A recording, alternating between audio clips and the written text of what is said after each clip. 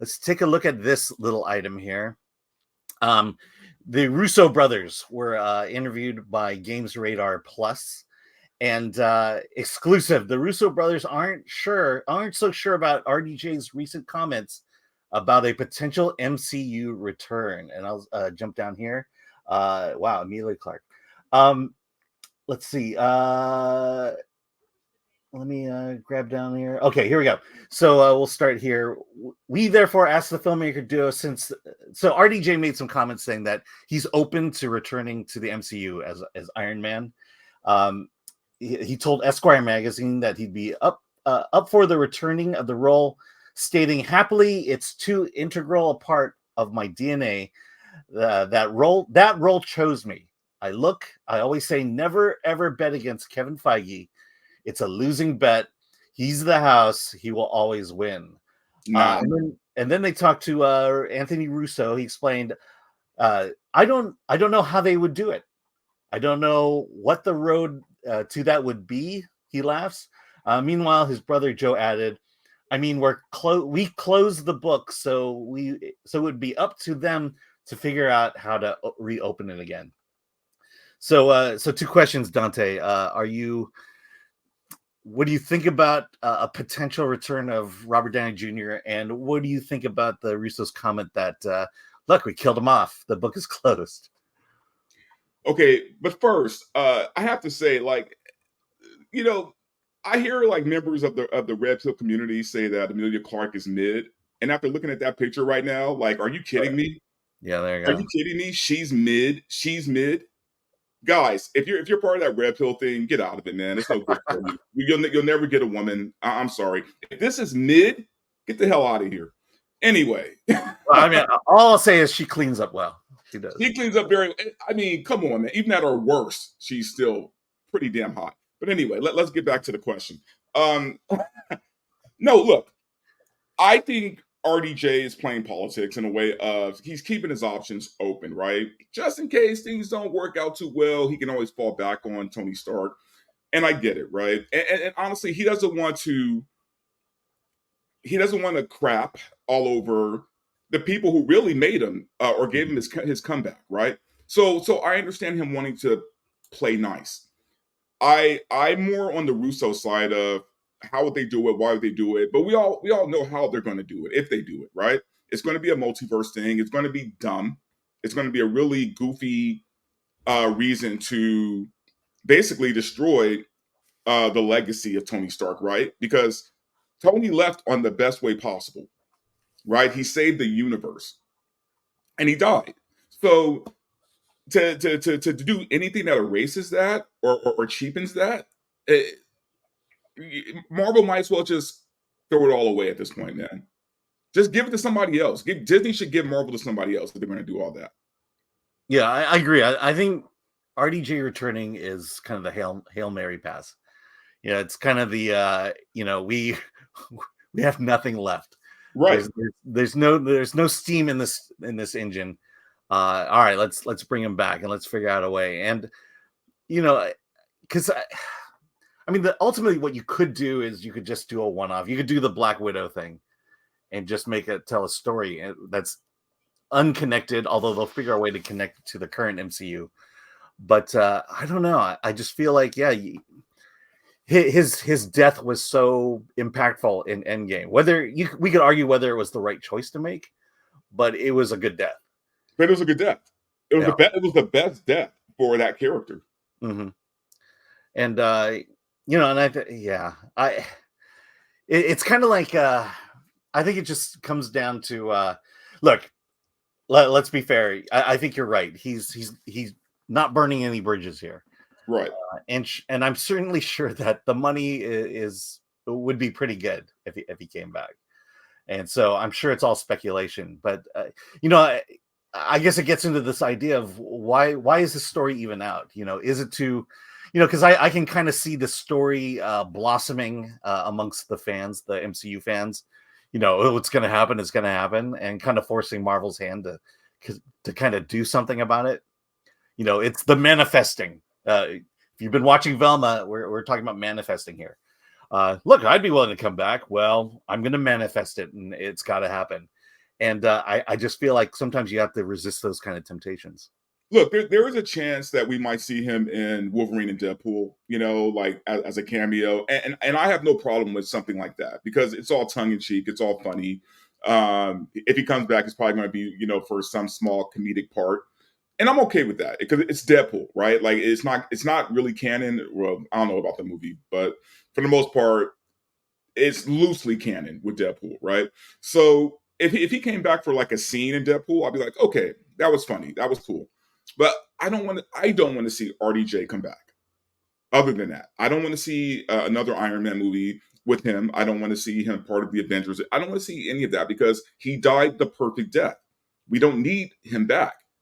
I mean, Disney needs a lot of things. Marvel needs a lot of things, but right now they don't need him back. Mm-hmm. All right. Let's see. Hey, I'm putting a note in the private chat. Oh shoot, I don't think that'll. Hold on one second. Sorry. There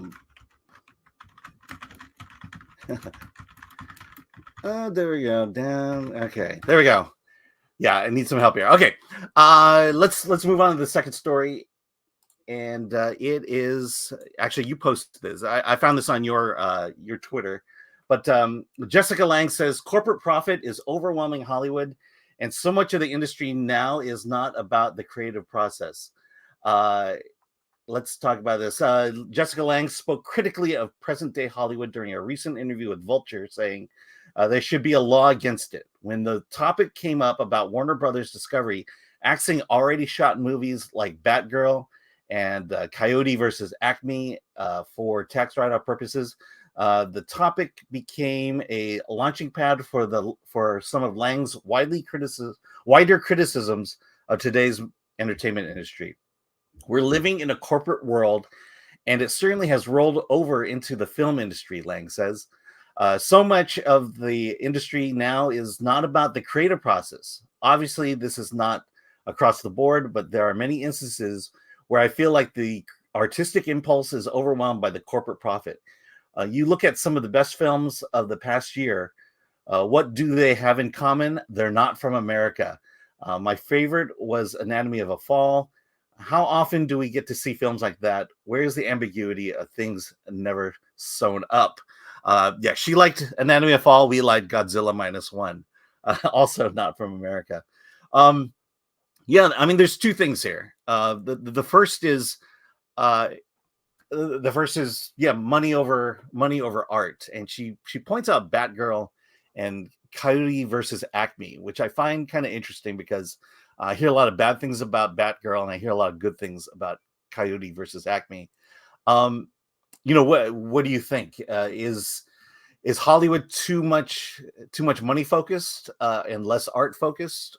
Do you think like I said, these two films are kind of the extremes in terms of what Hollywood had canceled recently? Well, I mean, let's be honest here, man. Hollywood has always been money focused, okay? Like, but there was just this nice little time where money and art kind of blended together, right? But at this point, they're not even trying anymore, right? It's all look. We're living in a time where studios are cannibalizing each other, right? At some point, there's only going to be like 2 or 3 major studios, and that's it. I think. Look, Jessica Lange is a legend.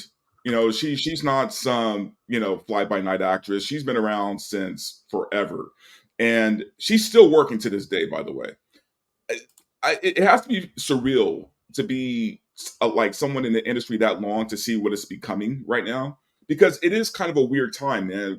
It's a time where we have way more, or actors have way more opportunities for jobs than they've ever had, right? Because of streaming, because of movies, because of everything else. They have a lot more opportunity, but the problem is that the money is drying up. So I, Hollywood at this point isn't even trying to make good product. They're just trying to find a way to hold on to their money. And if that means tax write-offs like Acme or Batgirl, then that's what they're going to do. And we all know they're not above it. Yeah. And then the second part here, the idea that that the best movies now are coming out of coming overseas. They're not from America. And we brought up Godzilla -1. I could tell you a whole lot of movies not from America. Seemingly, coming from Korea. Long ago we had Parasite. And I think for me, the reason I think the best movies are not coming out of America is because they're not hung up on American politics. They're not hung up on American cultural politics. Well, and that's the part that she failed to mention is that, Hollywood has been hijacked, right? By activists, by people with, alternative intentions, right? We already seen this. The whole DEI thing is definitely killing a big part of Hollywood right now. And, I hate to, quote Trump on this, but, we're not getting our best people in Hollywood. We're just not, man. We're not getting the best people. And, it's kind of sad to see. And I think this purge needs to happen. And I think for the sake of not just the audience, but even actors and crew in Hollywood, I think Hollywood needs to fall so hard that, there's a reset, right? And they go back to just entertainment, right? Not preaching messages, just entertaining the public. Yeah. And I'll tease Monday on Versus. Is Hollywood dying? That's going to be our subject, and we're going to kind of go deeper into this because I think Hollywood is dying, not just at the box office, not just creatively, but on many different levels. And quite frankly, I think the thing we're going to debate is whether this is a good thing, and just how hard, because it's one of those. The question to me is, if Hollywood falls hard, is it going to destroy the entire industry, or is it going to be like a forest fire where you're going to see a barren wasteland, but you're going to see sprouts of life coming out from surprising sources?